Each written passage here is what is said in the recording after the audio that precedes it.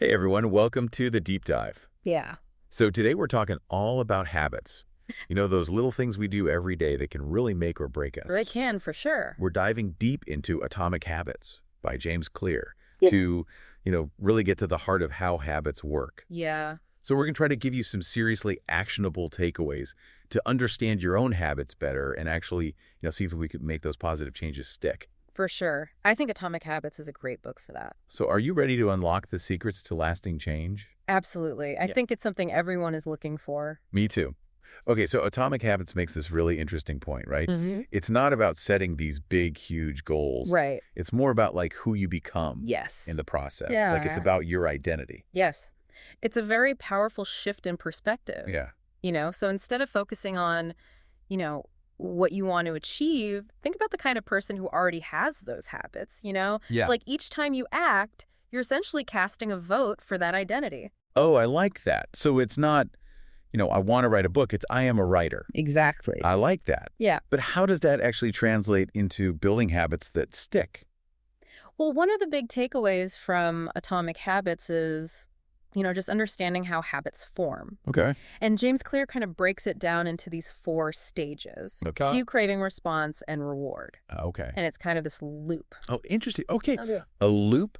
So can you give me an example of how this plays out in real life? Absolutely. So let's say your phone buzzes, Okay. right? And that buzz is the cue. It Okay. triggers this craving, I want to know who messaged me or whatever it is. Yeah, totally. And then your response is, checking your phone. Of course, yeah. And the reward, you satisfy your curiosity, you feel connected. Maybe you get a little hit of dopamine. Yeah, Uh, like exactly. I mean, I think we've all been there, right? Yeah. Where you just like can't resist that pull. Yeah, it's very powerful. Yeah. So I can totally see how that loop gets really ingrained, like, super fast with something like our phones. For sure. But how can I use this to say, like, start exercising regularly? Oh, that's a great question. And that's where things get really interesting, right? So you think about those 4 stages. Okay.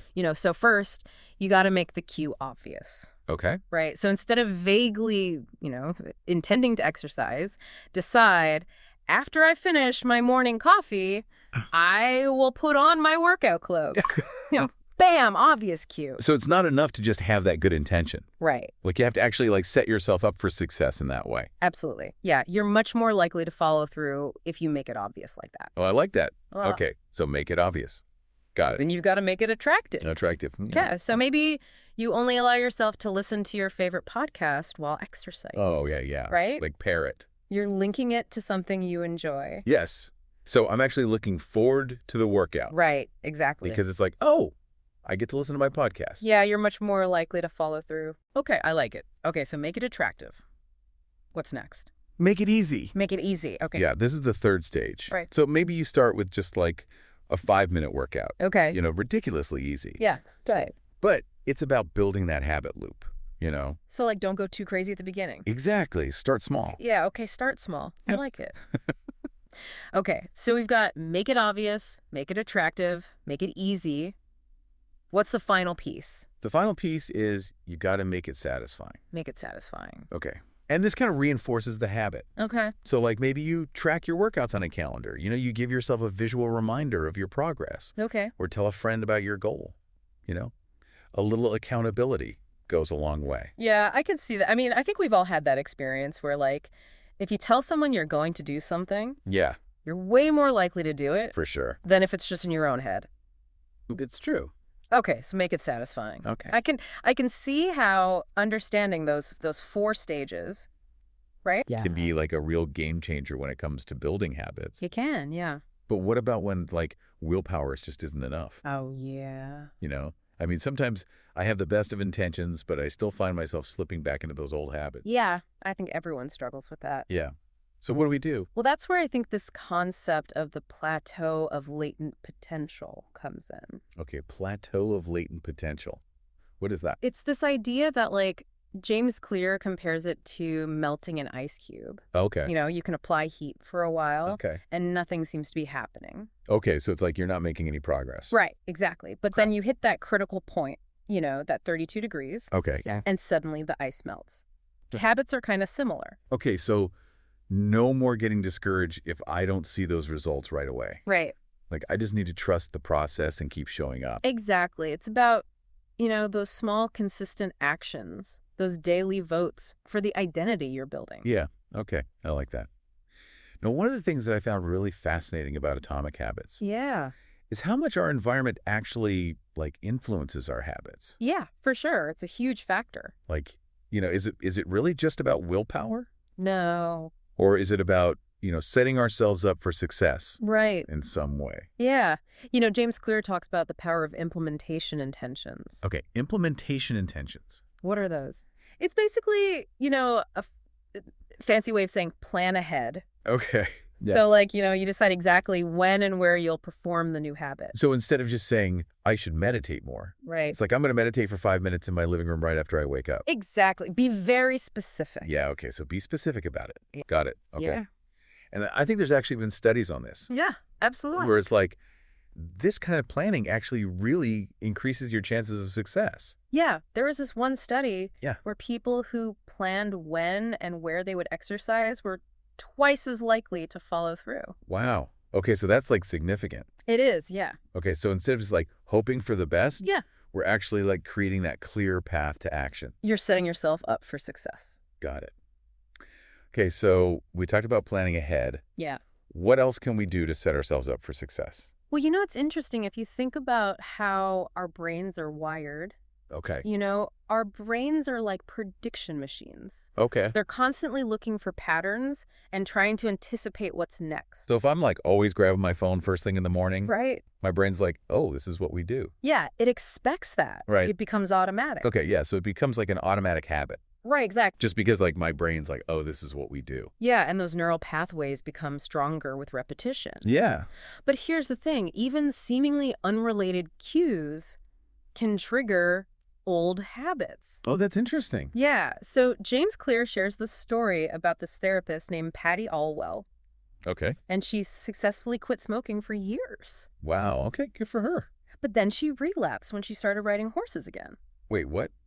Just because she started riding? Yeah, it turns out that years earlier, she used to smoke while riding. Oh, wow. And so the cue of being back in the saddle just reignited that old neural pathway. Oh, it's so interesting. And the habit came flooding back. So even though it's like a completely different context, Yeah. it's like something about that Triggered the habit. triggered it. Yeah. Yeah. Okay, wow. So that's so powerful. I mean, Yeah. it really shows how strong those like subconscious associations It's very powerful. can be. Yeah. And it makes me wonder too, like if changing your environment can actually be like the key to breaking a habit. Yeah.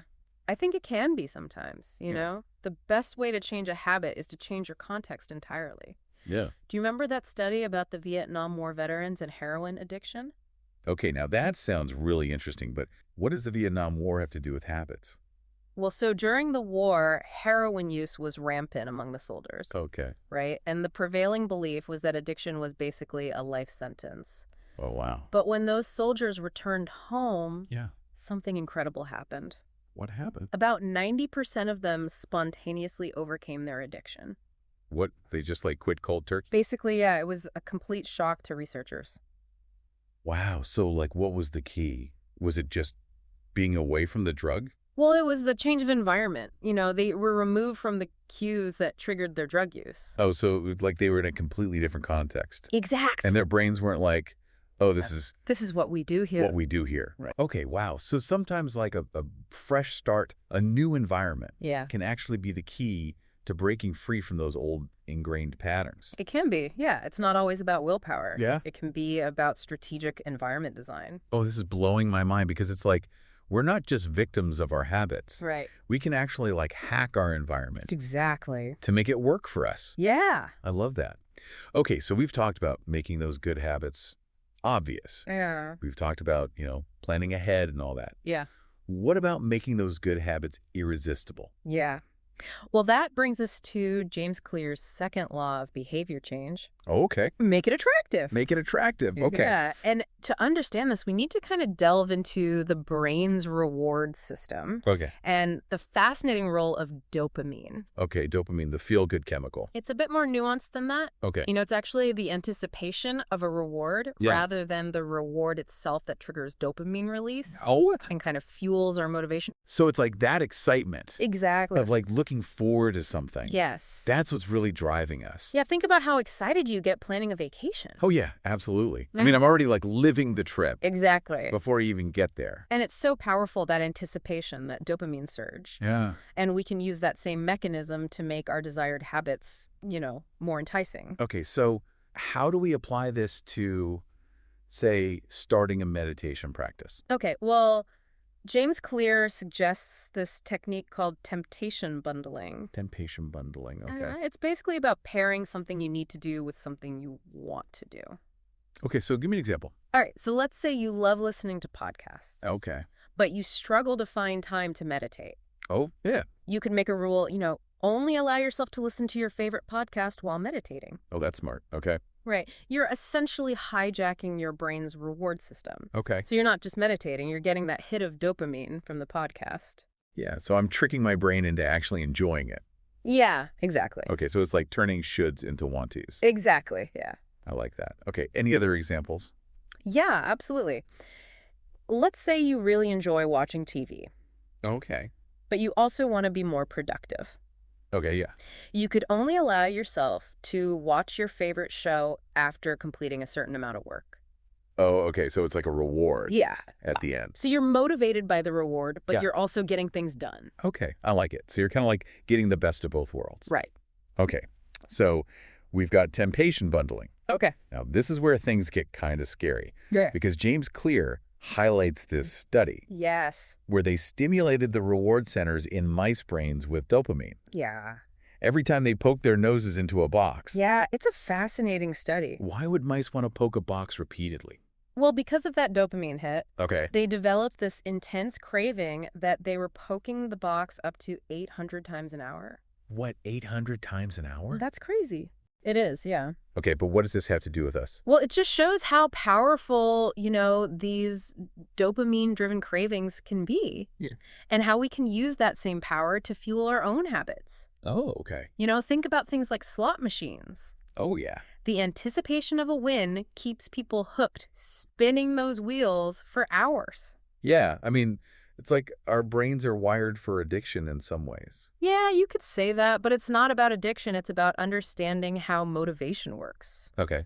right? We can leverage that same mechanism to make our desired habits just as enticing, Okay. as those less than helpful ones. So it's not about like, getting rid of dopamine. Right.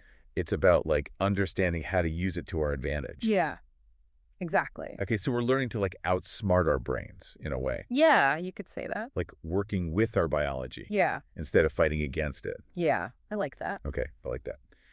So we've talked about making habits obvious. Yeah. We've talked about making them attractive. What about making those good habits easy? Yeah, so this is James Clear's third law of behavior change. Make it easy. Make them easy. Okay. And this is where the 2-minute rule comes in. Okay, the 2-minute rule, I've heard of this, but I'm not exactly sure what it is. Yeah, so it's this simple but really powerful concept that can help you overcome that initial inertia. Oh. That feeling of like, ugh, I don't want to start. Yes, totally. I get that all the time. Yeah, so the idea is to break down any new habit into a version that takes less than 2 minutes to do.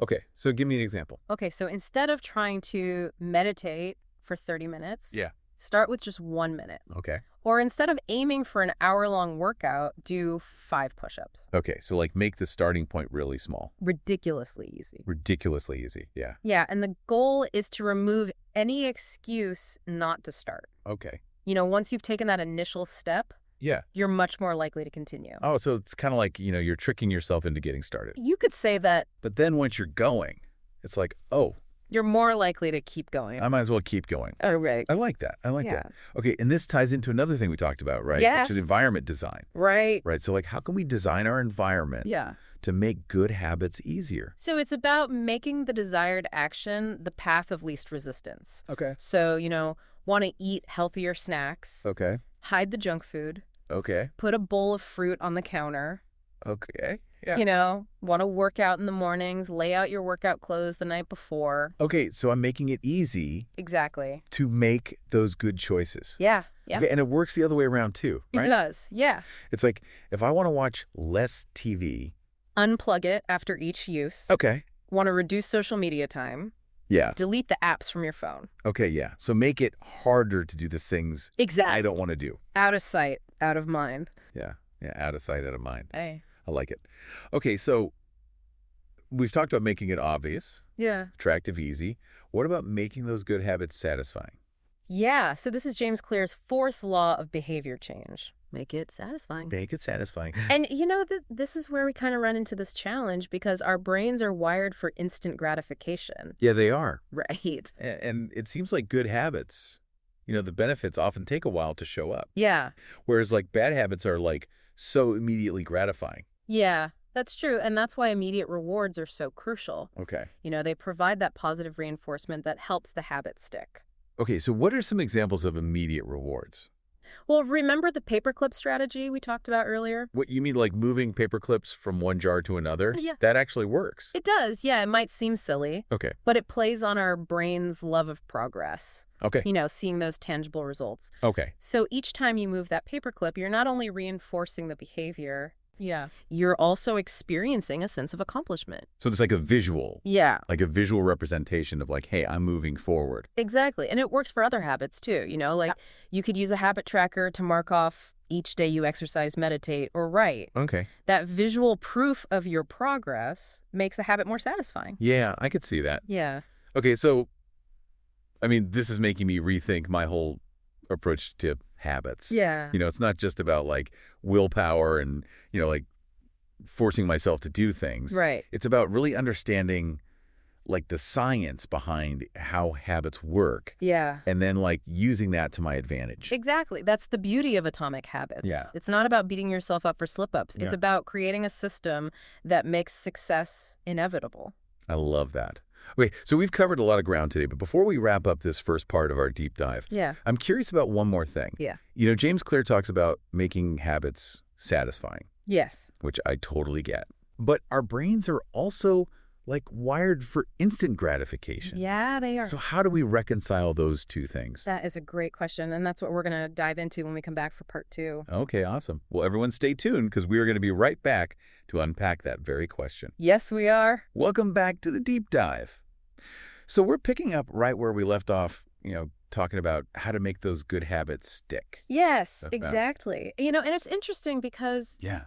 it's this paradox, isn't it? Like, our brains crave instant gratification, thanks to our evolutionary past. Yeah, totally. But many of the most rewarding habits, like saving for retirement, eating healthy, Yeah, those have payoffs that are, way down the line. right. It's like our wiring is working against us in a way Yeah, you could say in the modern world. it's this constant tug of war Yeah, between what we know is good for us in the long run right. and, that immediate dopamine hit we get from, say, indulging in a sugary treat Yeah. or skipping a workout. Totally. So how do we like bridge that gap?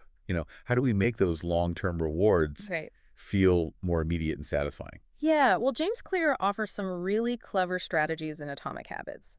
Huh. One is to kind of focus on the immediate benefits of those good habits, Okay. even if they're subtle.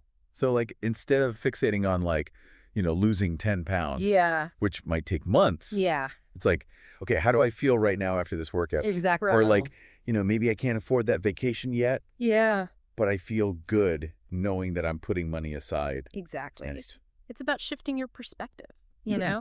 finding those little wins, those immediate positive feelings that kind of reinforce the good habit. that reminds me of something we talked about earlier too. Yes. Like that idea of casting votes for the identity you want to build. Exactly. No. So every time you choose the salad over the fries, Yeah. you're not just making a healthy choice, you're reinforcing your identity as someone who prioritizes their health. I love that. Mhm. So it's not just about like the food itself. Right. It's about like what that choice represents. Exactly. It's like a vote for the future. Me. I like that a lot. Yeah, me too. Yeah. Okay, so we talked about like shifting our perspective. Yeah. What about like, actually rewarding ourselves? Yeah, absolutely. Yeah. Reinforcement is a classic principle of behavior change. Yeah. You reward yourself for taking the desired action.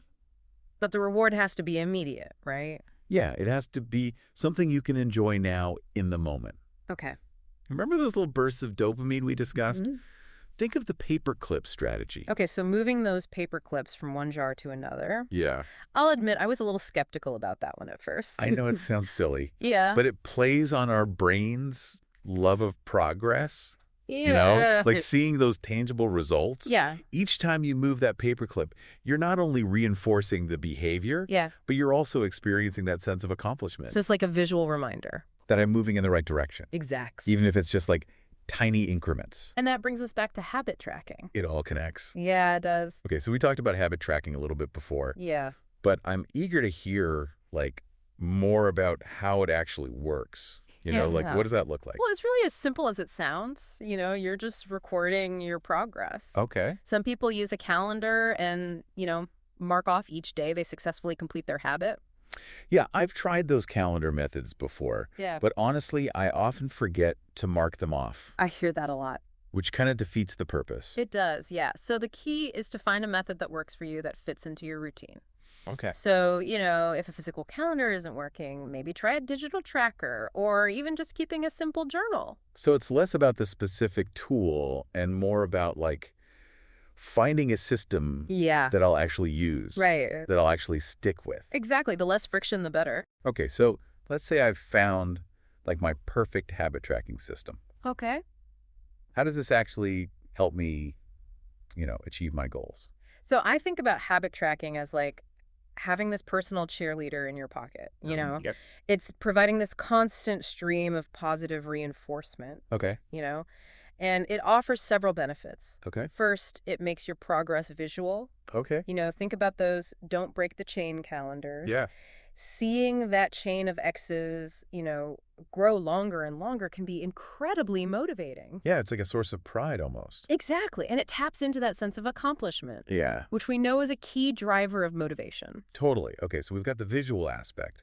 What Uh, else? It keeps you accountable. Okay. When you know you're going to track your progress, you're less likely to skip a day. Okay, so it's like I'm being watched in a way. Yeah, you could say that you have this silent accountability partner. Yeah, okay, I like that.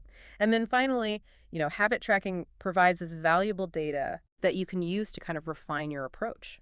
Okay. So, if you're not seeing the results you want, you can look back at your tracking data Yeah. and identify patterns, triggers, or areas for improvement. So it's not just about like blindly following a routine. Right. It's like, okay, what's working, what's not. Exactly. It's about being mindful, analyzing the data, and, making adjustments as needed. Okay, so I can become like a scientist of my own behavior. Exactly. I like that. Okay, I like that.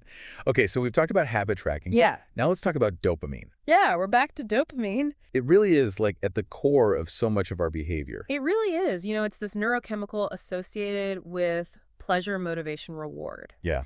And it plays a central role in habit formation. Okay. And remember, it's not just about getting the reward. It's about the anticipation of the reward. Okay. That's what gets those dopamine circuits firing. Okay, so we need to make our habits like immediately rewarding, Yes, even if the ultimate payoff is like way down the line. exactly. So how do we do that? Yeah, how do we do that? Well, one strategy James Clear suggests is creating what he calls a motivation ritual. A motivation ritual. It's incredibly simple, but very effective. Okay. The idea is you pair an activity you enjoy with an activity you need to do. Okay, so like I was saying earlier, Yeah. like only allowing myself to listen to my favorite podcast while working out. Exactly. You're combining something you want to do Yeah, with something you should do, right. and by linking that pleasurable activity with the necessary one, Yeah. you're essentially hacking your brain's reward system. Yeah. You're creating this positive association. Yeah. So eventually your brain starts craving the necessary activity because it's linked to that dopamine hit. Oh, so I'm tricking my brain into wanting to exercise Exactly. because it's associated with something I actually enjoy. Yeah. That's so clever. Okay. Hey, any other examples? Yeah, absolutely. So let's say you hate cleaning the house, Okay. but you love listening to music. Okay. Try blasting your favorite playlist while you tidy up. Or if you're trying to drink more water, maybe only allow yourself to sip your favorite sparkling water Yeah. after you've finished a glass of plain water. Okay, that's smart. I'm going to try that one. It's all about being creative, Yeah. finding those little ways to make those healthy habits more appealing, Yeah. more immediately rewarding. Okay, so it's like, those little hacks, those little tricks Right. that really make a difference. Yeah. Okay, this is giving me a whole new perspective Yeah. on how to approach, like habit change. Yeah. It's not about forcing myself to do these things I hate. It's about like finding those strategies Right. that actually work. that work with your brain's natural wiring. Yeah, yeah. Okay, I like that. It's about aligning your goals with your brain's reward system, not battling against it. Okay, this is so empowering. I mean, Yeah. it's like I'm really starting to believe that I can create these lasting positive changes. I think you can. And speaking of lasting change, Yeah. one of the things that I think is really important to consider when it comes to building habits Yeah. is finding a game Yeah. where the odds are in your favor. No, that's a great point. And it's about, understanding your strengths, your natural inclinations, Yeah. and aligning your habits with those inherent advantages. So it's not just about working hard, it's about working smart. Exactly. It's about choosing habits that play to your strengths rather than forcing yourself into something that feels like, this constant uphill battle. Yeah, I can relate to that. Yeah, and James Clear gives this fascinating example in Atomic Habits. Good. He talks about the Polgar sisters, these 3 chess prodigies. Oh, yeah, I've heard of them. Yeah, Yeah. they were incredible. They were amazing, and their father believed that anyone could become a genius Okay. with the right training and environment. Okay. And he chose chess for his daughters because he felt like it was this game Okay. where hard work and dedication could trump natural ability. Oh, so he stacked the deck in their favor He did, yeah. by choosing a game where they could excel. Exactly. And, he structured their entire lives around chess, their education, their social interactions, their free time. Wow. Okay. And it worked. It did. All 3 sisters became incredibly successful chess players. Okay. So that's a really powerful example of Yeah. we can create environments Yeah. that support our success. Exactly. Okay. But how do we apply this in our own lives? Right. I mean, I'm not an aspiring chess grandmaster. Of course not. But the principle is the same. Yeah. We need to find activities, habits, and goals that align with our natural inclinations, our passions or strengths. Okay. So if I'm a naturally social person, Yeah. maybe it would make sense for me to join a book club or something. That's a great example. Or if I'm a creative person who loves to write, maybe Yeah. a daily writing habit would make sense. Exactly. It's about working with your nature, not Yeah. against it.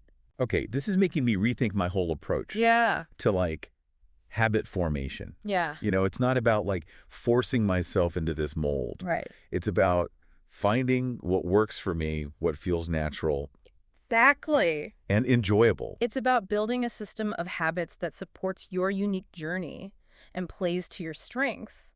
I love that. Yeah. But what if I'm not sure what my strengths are?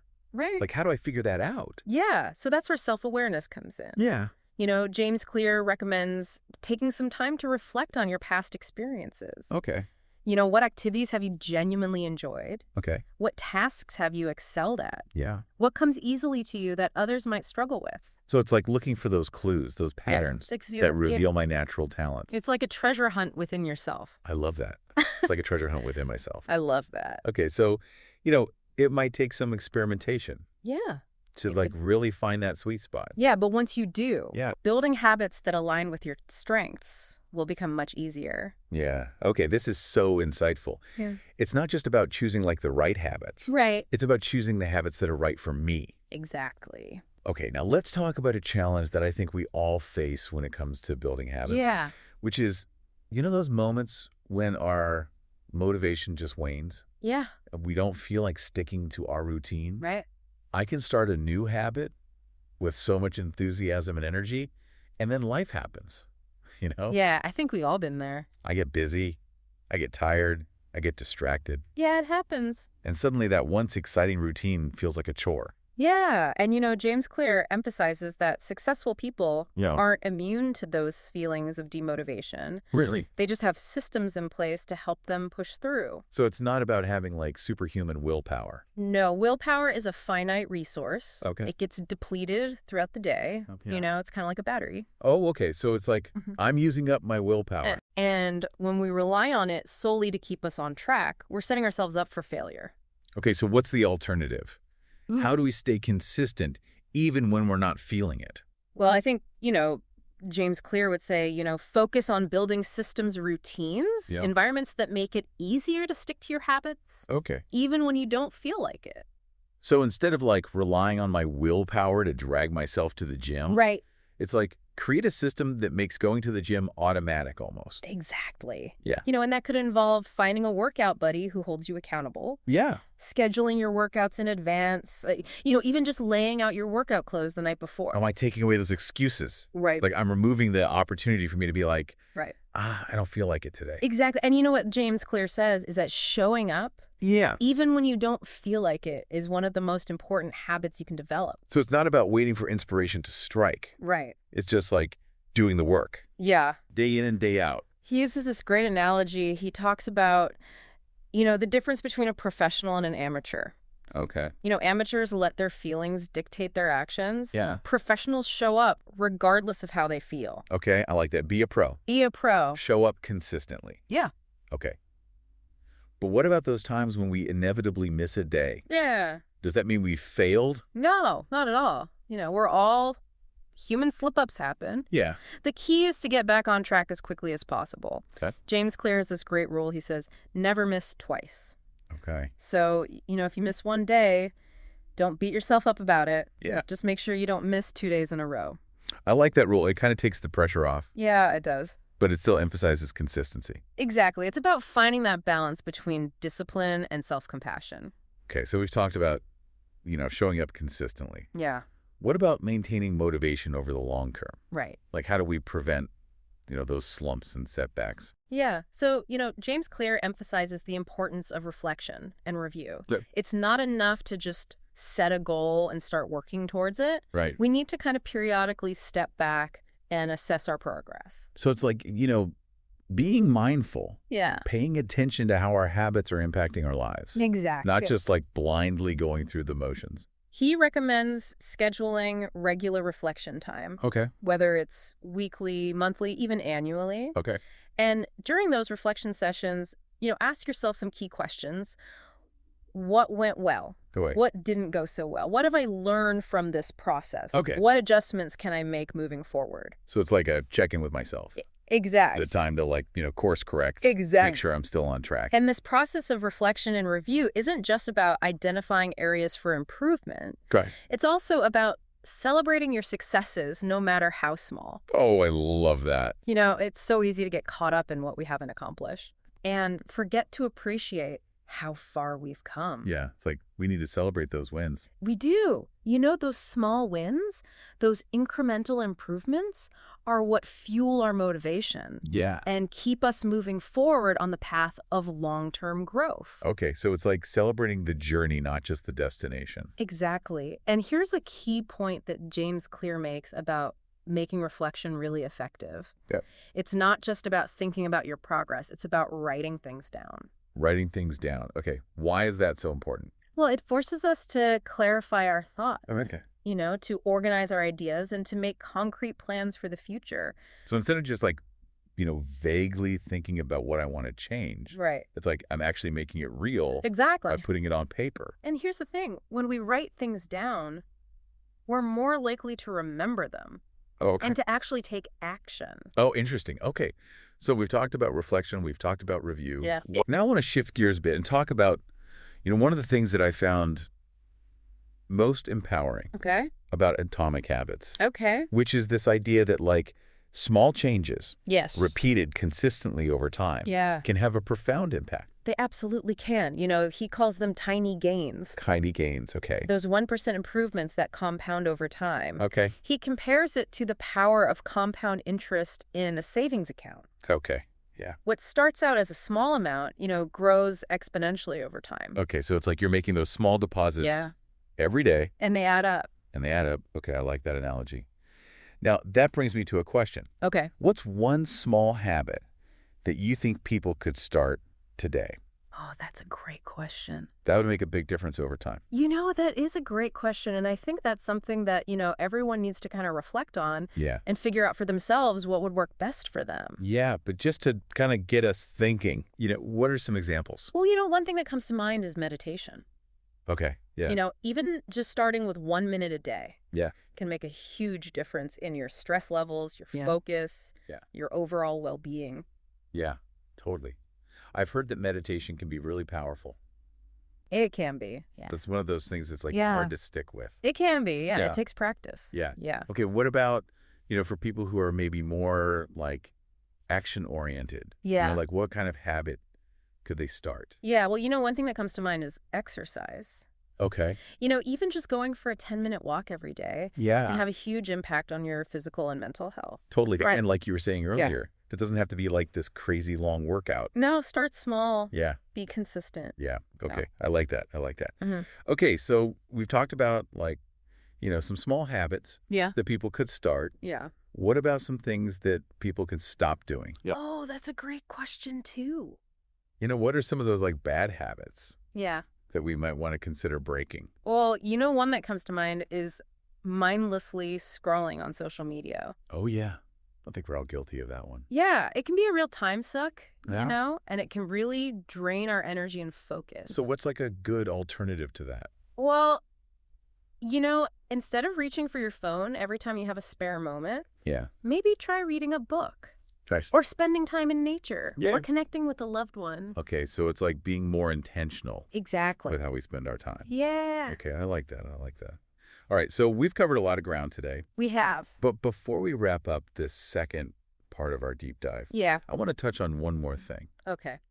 We've talked a lot about like, the science of habits Yeah. and like how to make those good habits stick. Yeah. But I think it's also important to remember that like Yeah. building habits is a journey. Hmm. It's not always going to be easy. No. There will be times when we slip up. Absolutely. There'll be times when we get discouraged. It's normal. But the important thing is to just keep going. Keep going. Yeah. Don't give up on yourself. Yeah, I think self-compassion is really important, Yeah, in this process. totally. So it's like, be kind to yourself. Yeah. Be patient. Yeah. And trust that you're making progress. Yeah. You're on the right track. Yeah. Okay. I like that. All right. So we're going to take a quick break, Okay. but we will be right back to wrap up our deep dive into atomic habits. Looking forward to it. Welcome back to the deep dive. So we're wrapping up our exploration of atomic habits, and how to really make those changes last. Yeah, we've covered a lot of ground, We have. from understanding how habits form Yeah. to like hacking our environment Yeah. and making those good habits irresistible. Totally. But, there's always more to learn. So I'm really eager to hear about some of those advanced habit techniques that you were talking about, Yes. that James Clear outlines in Atomic Habits. Yeah, one of the most fascinating, I think, concepts that he introduces Yeah. is this idea of the explore-exploit trade-off. Explore, exploit, trade-off. Yeah, have you heard of that? I haven't. What is that? So it's all about like finding what works best for you Okay. and then maximizing your efforts in that area. Okay, so can you break that down for me? Yeah, so think of it like this in the early stages of building a habit. Okay. It's important to experiment, Okay. to explore different approaches, Right. to see what resonates with you, Yeah. what feels natural, what gets you results, So it's like, trying on different hats and Exactly. seeing what fits. seeing what fits. Okay.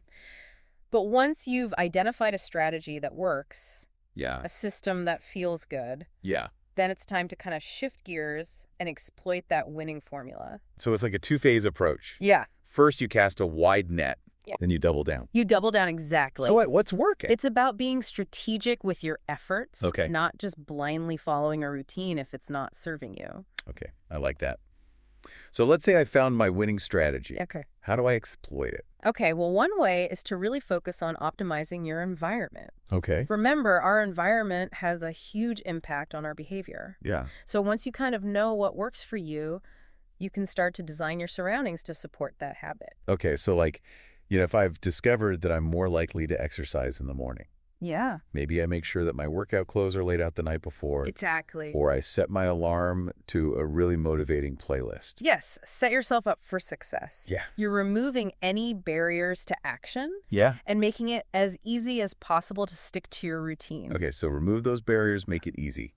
What else can I do to exploit my winning strategy? Focus on building consistency. Okay, how do we take that consistency to the next level? Well, James Clear talks about the power of habit stacking, Right. which we touched on earlier. We did, yeah. It's all about linking your new habit to an existing habit that you're already doing consistently. So it's like, if I'm already in the habit of making a cup of coffee every morning, Yeah. I might try to stack a 5-minute meditation on top of that. Exactly. So after I pour my coffee, I sit down and I meditate. You're leveraging the momentum of an existing habit Okay. to make it easier to stick to the new one. Okay. And as you get more consistent with that stacked habit, you can gradually increase the duration or intensity. So, maybe you start with 5 minutes of meditation and eventually work your way up to 10 or 15 minutes. So it's like building this like chain of positive habits. Exactly. One link at a time. One link at a time. Okay, I love Yeah. that.